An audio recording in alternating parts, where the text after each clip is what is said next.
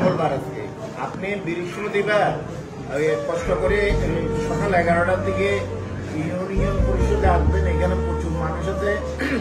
আমি বলে যাচ্ছি, আপনি শুনবেন, শুনে গো টু অ্যাকশন।